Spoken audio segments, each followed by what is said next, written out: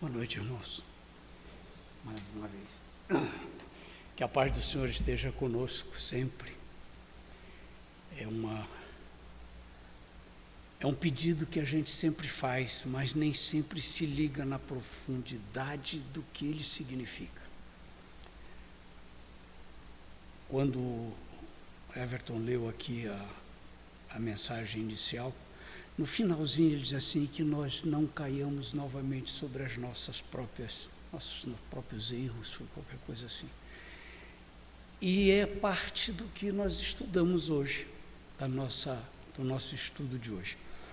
O tema escolhido foi do Evangelho segundo o Espiritismo, capítulo 5, as causas atuais das aflições. E a gente tem aflição desde que nasceu, nesse planeta. Não é nasceu agora nessa encarnação, mas nas outras para trás. Em todos os instantes, nós nos sentimos aflitos por alguma coisa, nós nos envolvemos em coisas que às vezes nos dilaceram, às vezes nos transtornam, e a gente vai, desencarna, volta, passa de novo pelas mesmas situações, ou às vezes até piores. E aí chegamos agora, século XXI, 2019 anos depois de Cristo, como foi lido também o Cristo, que Ele nos ampare e nos proteja sempre com a sua calma, com o seu amor. E a gente busca saber o que causa aflição na gente, o que é que provoca dor na gente. A doutrina espírita nos diz muito que a dor ajuda a aprender, a dor ensina. Mas existem causas que nos tragam dor, que nos tragam desequilíbrio. Elas vêm de duas vertentes, dois caminhos, normalmente. Elas vêm de vidas passadas, da parte espiritual nossa, de coisas que nós fizemos e não conseguimos acertar no meio do caminho, e também vem da nossa vida atual, daquilo que nós estamos fazendo hoje, nesta vida, o que nós estamos aprontando conosco. A gente vê que desde aquele primórdio, quando nós ainda éramos puro instinto, nós já tínhamos esses problemas conosco. Nós fomos afligidos por tudo isso. E aí a gente pergunta assim, poxa, quantos homens, quantas mulheres, quantos de nós caímos por nossa própria culpa? Nós somos vítimas de nós mesmos, da nossa imprevidência, da nossa incúria, do nosso mal-fazer. Nós não podemos culpar ninguém, nós temos que culpar a nós mesmos por tudo que nos acontece. A nossa ambição, o nosso orgulho, tudo isso provoca as nossas quedas, os nossos tropeços, as nossas dores. Quantos de nós não vamos tomando tombos ao meio do caminho e continuamos tomando tombo? Eles vão servindo de lição, mas a gente levanta e depois provoca tudo outra vez. Quantos de nós se arruinam na vida porque não tem ordem, não tem perseverança, não buscam compreender e viver aquilo que lhes é programado para ser vivido, e caem em ruína, em desespero.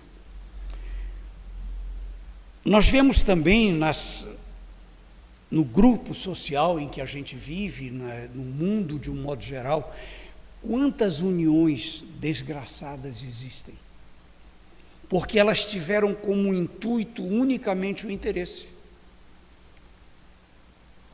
A riqueza, uma família rica casa com outra rica para juntar as fortunas. Agora, a união dos filhos e nada é a mesma coisa. Ah, porque eles são lindos, formam um casal maravilhoso, mas e aí, um gosta do outro, um tem ao menos um sentimento pelo outro, e aquela união, a tendência natural dela é a ruína, é o sofrimento daquele casal e da família, de todo o grupo que intercedeu em favor daquilo que foi feito errado. As disputas que nós nos envolvemos, famílias que se matam, porque um chama Silva, o outro chama Martins. Ah, tu és da família Silva, dá um tiro. Nem sabe por que acontece a rixa, a dissensão entre as famílias, entre os grupos sociais, entre os povos. Existem povos que lutam, estão em guerra até hoje, sem nem saber mais por quê. Porque simplesmente um segue uma religião, o outro segue o outro, e o Deus é o mesmo. E eles continuam provocando dores. Homens que morrem, porque normalmente os homens é que vão à guerra, e as mulheres que ficam viúvas, e os filhos e as filhas sem pai. Num sofrimento atroz, isso se vê até hoje. E são mortes cada vez mais insensatas, cada vez mais cheias de sofrimento, de angústia, de dor. Quantos pais são infelizes porque seus filhos não seguiram o caminho sonhado? Mas será que eles não seguiram esse caminho por culpa deles? Ou porque eles não foram direcionados para esse caminho quando eram bem pequenininhos? Não foram admoestados, não foram corrigidos, às vezes até por preguiça. Às vezes até porque pai e mãe, cansados de virem do trabalho, daquela luta diária pela subsistência, não tiveram a força de corrigir as coisas que os filhos estavam fazendo. Muitas vezes tentam direcionar para as escolas aquilo que deveria ser obrigação deles. Então aquela criança vai para uma creche pequenininha para aprender a socializar, para aprender a dividir, para aprender a respeitar espaços. Mas na casa ele não respeita nada disso.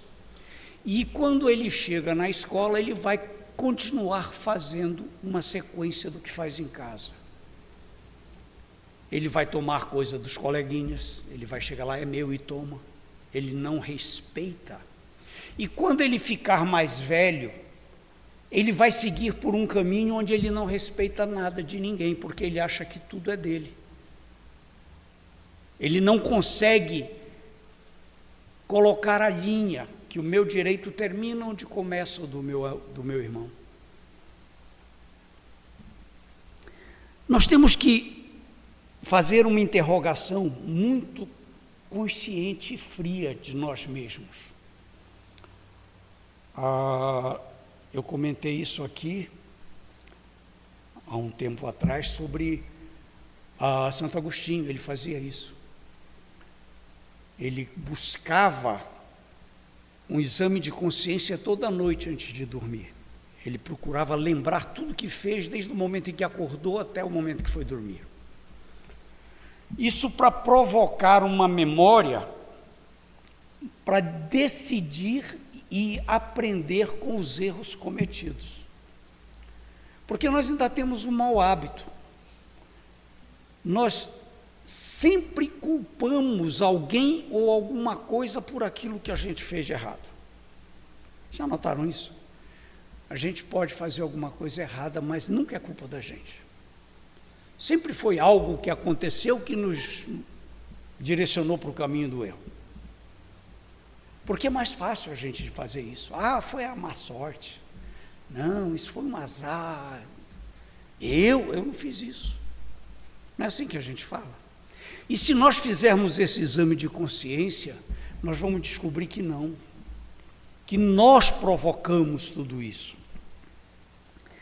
Nós não temos como responsabilizar ninguém ou nada aos nossos sofrimentos, às nossas aflições, porque elas são todas provocadas por nós. Em todos os instantes da nossa vida, nós provocamos aquilo que vem em cima de gente. E a doutrina espírita nos explica isso muito. A doutrina nos mostra que nós somos responsáveis por tudo aquilo que fazemos. Se alguém perguntar para alguém que segue para a doutrina, nos livros, e procurar pesquisar e dizer assim, eu posso fazer tal coisa? Você vai encontrar lá, pode. Eu tenho liberdade para fazer o que eu quiser? Tem. Mas a responsabilidade é sua. E a partir do momento em que você começa a discernir sobre a vida, através dos ensinamentos doutrinários do Espiritismo, você vai aprendendo cada ponto de responsabilidade que existe na nossa existência. E o porquê de nós ainda estarmos aqui nesse planeta, nesse momento, e não num planeta melhor, numa casa melhor do Pai. Porque nós caímos muito. Enquanto alguns irmãos nossos aceleram, entram num caminho de luz, nós ainda continuamos marcando passo. Porque nós ainda temos muita coisa presa em nós. Nós não podemos dizer que foi outra pessoa ou alguém que nos direcionou para o mau caminho. Primeiro, porque nós temos que entender uma coisa.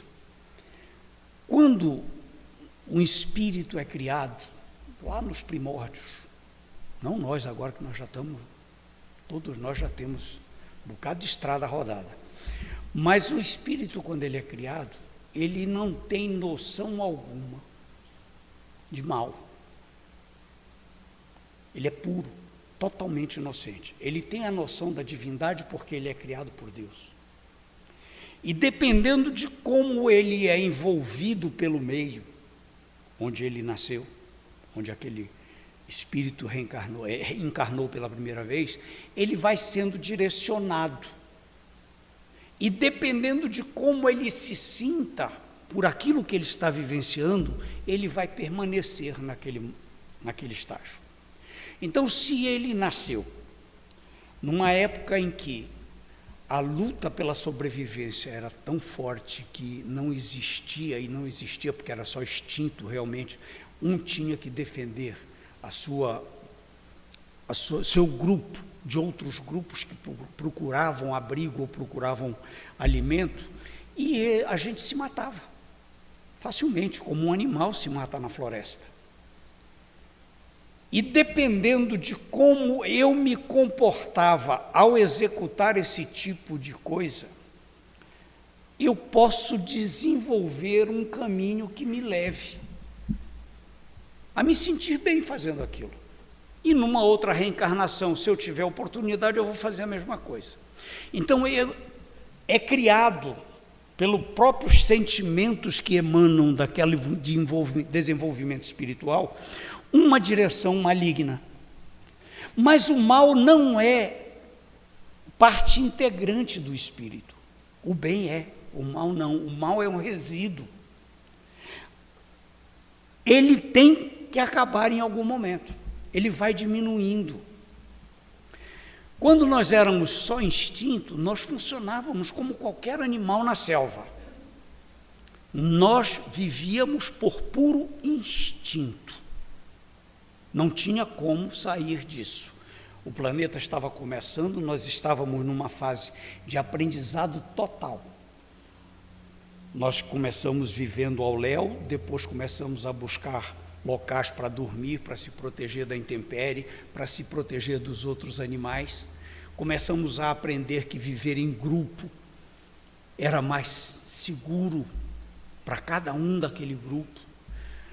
Mas o grupo era desorganizado. Depois aprendemos que tinha que ter algum tipo de comando, porque senão alguém dizia assim, estamos com fome, vamos caçar. Uma parte saía para um lado, outra para o outro, outra para o outro. Aí precisava ter alguém que dissesse assim, não, nós vamos todo mundo para ali para caçar, porque o animal era muito grande. E eles indo juntos e alguém comandando o trabalho, ficaria muito mais fácil. E foram aparecendo a partir daí o comando, a organização, e devagarzinho nós fomos aprendendo. todas as nuances que isso importa para cada um de nós. Ele chefiava, detinha o poder. Se o poder fosse superior àquilo que ele precisava fazer, ele extrapolava. Ele começava a gerar coisas não necessárias ao grupo, criar climas que não eram propícios ao grupo. E tudo isso nós sabemos, porque nós vivenciamos a história, nós lemos, aparecem muito na televisão, nós temos informações que nos são trazidas através de historiadores, como nós vivíamos e como nós vivemos hoje. Nessa caminhada, nós passamos da parte de instinto e começamos a ter um certo equilíbrio. E chegamos hoje a um começo de sentimentos que tende a se aprimorar em nós. E o que é que Jesus veio nos trazer quando ele chegou aqui? Ele veio nos trazer o maior dos sentimentos. Ele foi o exemplo vivo de um sentimento que nós ainda não aprendemos a ter, que é o amor. A gente fala muito de amor. Todos nós falamos. A gente conhece uma pessoa, a gente diz que a ama. Os filhos nascem, a gente os ama. Mas será que é o amor aquele que Cristo provocou em nós com a sua presença? Que ele demonstrou a cada segundo daqueles anos que passou no meio do povo pregando?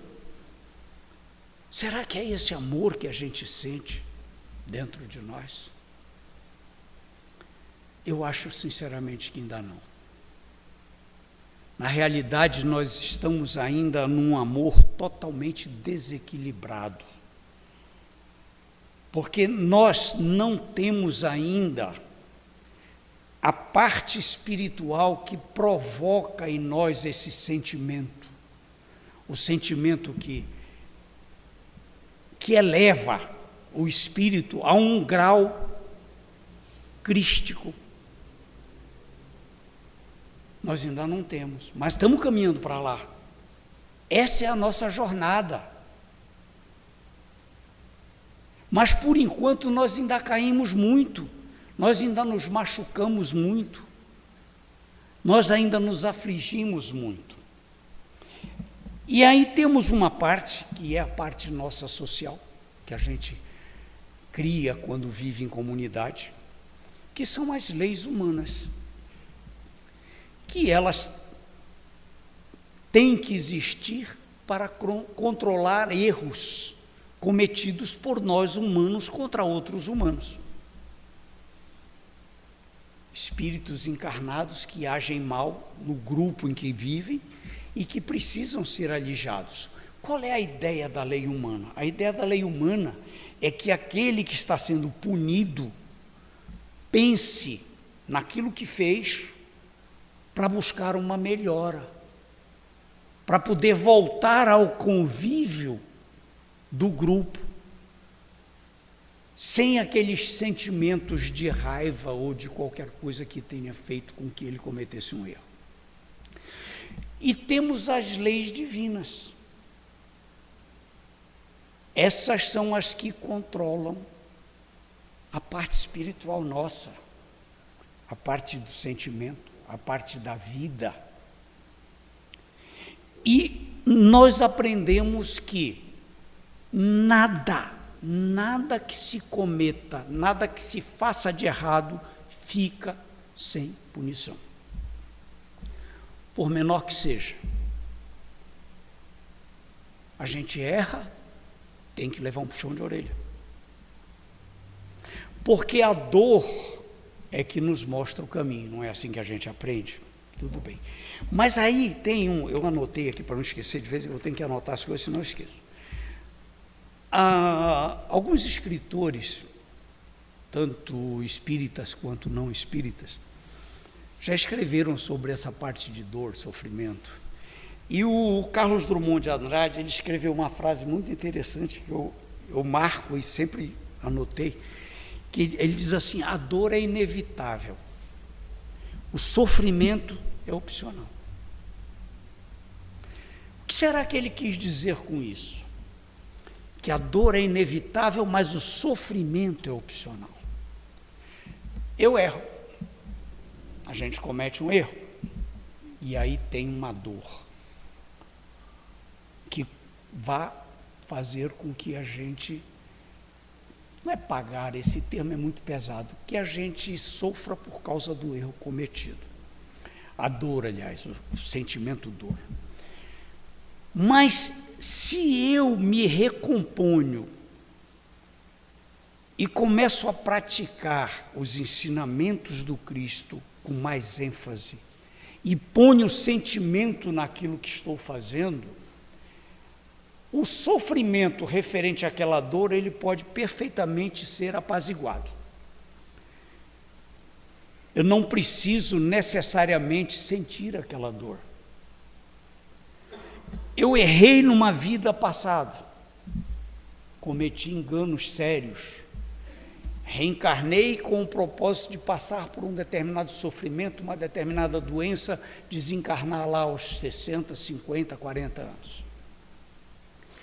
E vou reencarnar num determinado local, e na hora que eu reencarno, eu começo a aprender e me envolvo com os ensinamentos cristãos. E começo a praticar o bem, começo a buscar ajudar a todos os irmãos que precisam de amparo, de ajuda, começo a dispor a minha vida para os outros. Eu posso perfeitamente não vir a sofrer tudo aquilo que havia sido programado. A doença pode ser completamente, não totalmente dizimada, mas pelo menos aquietada. A minha vida, que seria de 40, 50 anos, pode ser 75, 90, 105 e eu morrer tranquilo na minha cama. Por quê? Porque eu evitei o sofrimento através de um trabalho que me elevou espiritualmente. Eu me envolvi com Deus, eu segui o caminho que a doutrina nos mostra e consegui fazer com que esse sofrimento fosse opcional. A prática da caridade, que a doutrina espírita tanto nos mostra, ela provoca isso. Às vezes, um irmão, uma irmã tem um sofrimento atroz, mas você olha para ele está rindo, ele está feliz, ele se sente bem. Pode estar sentindo dores na perna, no braço, no ombro, nas costas, ter problema de coluna, o que seja. Mas ele pratica a caridade de tal forma que é como se ele estivesse sempre tomando um banho de energia que o mantivesse feliz. Essa é a opção. Essa é a forma que nós temos de não ter a dor. Se imagina, vamos ter mais assuntos sobre isso, um de nós está com uma doença séria, aí nós temos dois com a mesma doença, um deita numa cama e se lamenta, por quê, meu Deus, vai começar a culpar Deus e o mundo porque ele está doente. O outro levanta, faz uma oração e parte para o trabalho.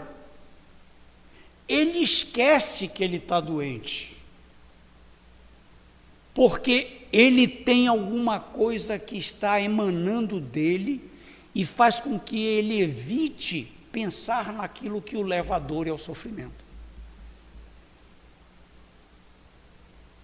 Ah, mas são só aquelas pessoas que têm um espírito iluminado. Não, qualquer um de nós pode fazer isso. É aprendizado. É uma forma de nós entendermos a vida e buscarmos o caminho que nos leva a essa iluminação. É o que Kardec colocou em todos os livros, ele mostrando passo a passo como nós devemos nos comportar para que isso aconteça conosco.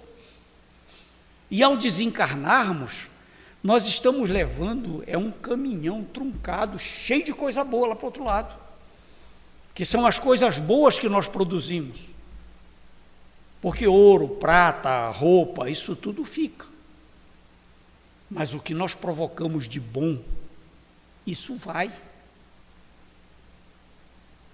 É a grande balsa que nos leva no momento do desencarne. A nossa irmã Joana de Ângeles, que a gente já ouviu falar muito, que ela tem muitas informações para nós através de psicografias, ela diz assim: as paixões hoje são as mesmas de ontem, se não mais assoladas, mais violentas e devastadoras, no homem que prossegue inquieto. Ela está mostrando aqui que nós continuamos inquietos. Passou-se todo esse tempo e nós continuamos ainda. A gente recebe a informação, mas quando chega ali na rua, pega a informação, põe no bolso e daqui a pouco eu leio de novo, deixa eu continuar minha vida. E vou fazer a mesma coisa que estava fazendo antes.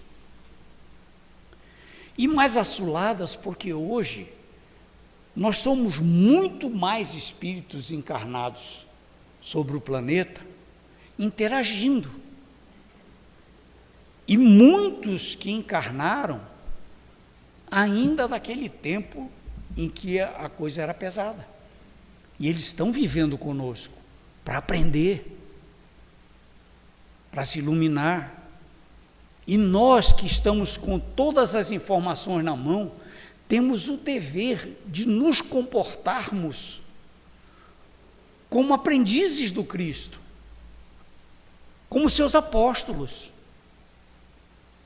Podemos ter certo receio? Temos, todos nós temos. Nenhum de nós vai sair por aqui pregando porta fora, não é assim, mas é o exemplo, é o caminho.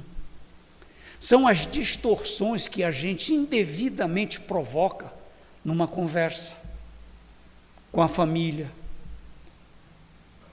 quando reclama de uma criança, quando não tem consideração com pai e mãe, quando não dá retorno àquilo que nos perguntam ou àquilo que estão esperando da gente. São coisas que às vezes nós fazemos sem sentir que está sendo feito, mas que machucam e distorcem as informações que algumas pessoas têm da gente. E essa distorção provoca um questionamento: mas ele não é espírita? Porque nós sabemos, o Espiritismo é uma doutrina que nos mostra o comportamento ideal para que nós possamos trazer luz para o nosso espírito. Nós não temos aquela compensação de perto da hora do desencarne, alguém chegar lá, eu te perdoo em nome de Deus, e você sobe lá, vai para o céu tocar harpinha. Não tem essa. Nós sabemos que isso é uma opção nossa. Ninguém tem o poder de, em nome de Deus, dizer que eu vou para o lado dele. Porque nós não temos nem como chegar perto. Nós vamos continuar vivendo num lugar parecido com esse, com as mesmas situações. Isso aqui, aonde nós vivemos hoje, é um reflexo da parte espiritual de onde nós viemos. Agora, nós temos que buscar a melhora, para quando chegarmos lá, termos o refrigério de dizer assim: eu passei do mundo dos encarnados, estou no mundo dos desencarnados e tenho um amparo de espíritos bondosos para me ajudar. Aqui eu vou aprender mais e vou melhorar na próxima encarnação. Então,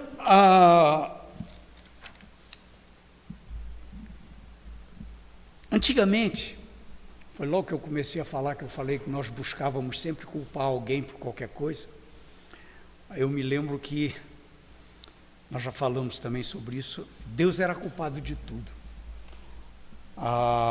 Até 1800, mais ou menos, qualquer coisa que acontecesse, a culpa era de Deus, porque Deus estava punindo. Deus fazia acontecer e tudo. Deu Terremoto foi Deus, deu maremoto foi Deus, o vulcão explodiu foi Deus. Era o conceito criado à época. Se não me falha a memória, quando Ayrton leu o trecho, ele falou sobre o Cristo, sobre a parte evolutiva da gente. Eu estava mentalizando isso. E em 1800, 1700 e pouco, 755, houve um grande terremoto na Europa e dizimou com Lisboa e arredores, deu um maremoto lá, deu um tsunami também, inundou um bocado de coisa. Foi quando eles chegaram num acordo de que aquilo não era divino, não foi Deus que causou aquilo. Foi quando as igrejas da época se reuniram e resolveram redimir Deus, como se isso fosse possível. É porque naquele tempo se juntava muito religião com política. Os detentores do conhecimento religioso não abriam a guarda, porque a população, 90% dela era analfabeta, não sabia ler, só sabia ouvir e se admirar com as coisas portentosas que eles aparentavam. E era usado muito o segredo religioso com o poder dos reis, imperadores e governantes da época, que foi sendo diluído a partir do momento em que o conhecimento começou a brotar nas pessoas. E aí a gente nota que o Espiritismo chegou para nós na época certa, 1850, quando nós já estávamos mais preparados para entender, para adquirir o conhecimento, para participar daquilo que estava sendo trazido para nós pelos Espíritos. Era um momento de mudança no entendimento, porque nós começamos a colocar o pé atrás e dizer assim, eu não sigo aquele lá não.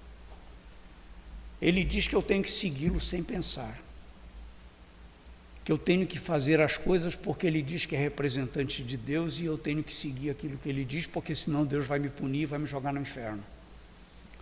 E aí a doutrina espírita vem e nos mostra par e passo tudo isso que a gente fala aqui. A cada dia que alguém sobe aqui e fala sobre o assunto, nós sempre buscamos fazer com que o entendimento sobre a doutrina espírita aumente, porque ela clareia a nossa vida. Na hora que você fica nervoso e vai partir para uma agressão verbal ou qualquer coisa que o valha, você pensa naquilo que está aprendendo aqui, há um freio, há uma trava. Jesus não faria isso.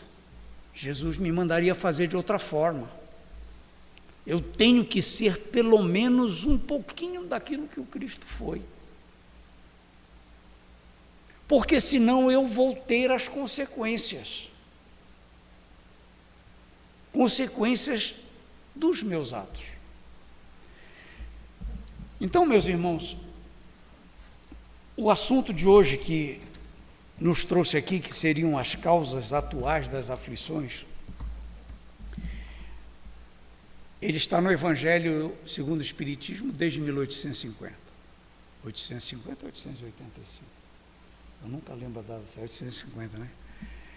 Eu sou muito ruim para a data, desculpem, meus irmãos, mas eu nunca consegui gravar direito datas.